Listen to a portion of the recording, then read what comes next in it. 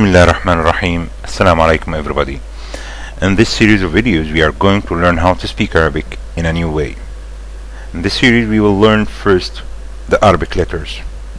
Letters first? Yes. Because each letter represents completely different voice from each other, which is very important to speak Arabic. But before we go deeply in this, we will get a brief review about Arabic language origin and history.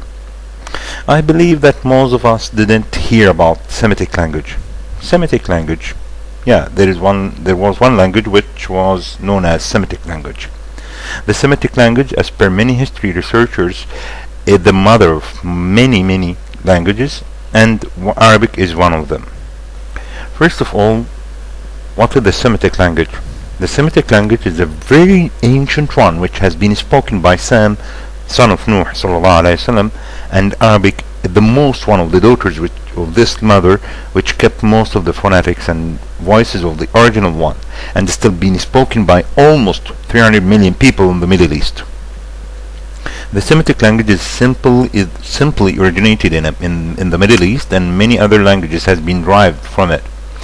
To simplify more about this, we can check the following chart, which shows how other languages have been derived from Semitic. As you see in the chart, Semitic language is the origin, and then it has been modified to eastern and western parts. In the eastern parts, Akkadian has been derived from it, and then Ashurian and Babylonian has been derived from the Akkadian one, and all of these languages are very ancient languages and they are not used anymore in these days. In the western part, it has been modified to northern and southern parts. In the northern part, as we see that Canaanite is the origin of Hebrew and many other languages, and Aramaic is the origin of Syriac and many other languages. For simplification, that Hebrew and Aramaic, Syrianic, many other languages has been originated in the north part from the western part of Semitic language.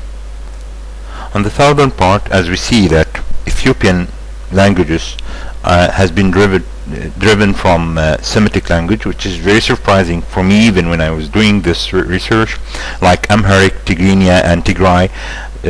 These are the language which is currently used in Ethiopia.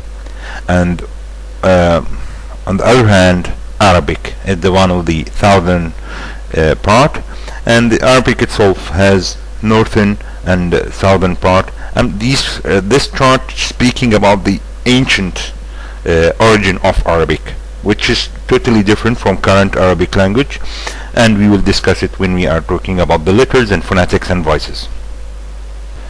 In this very simple map, we can represent the distribution of ancient Semitic languages.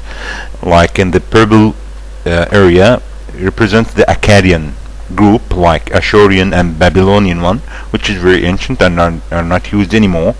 In the bluish or pale blue area, it represents the northern part of Semitic, ancient Semitic language, which represents the Hebrew, Aramaic and Syriac.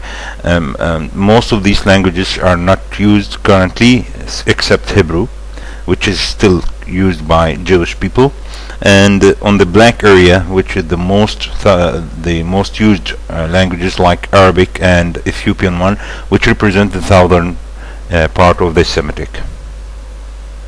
And now this introduction comes to the end, and I hope that it was informative for all of you, and I wish if I get comments to improve this series of videos for Let's Speak Arabic, and Ma Salama.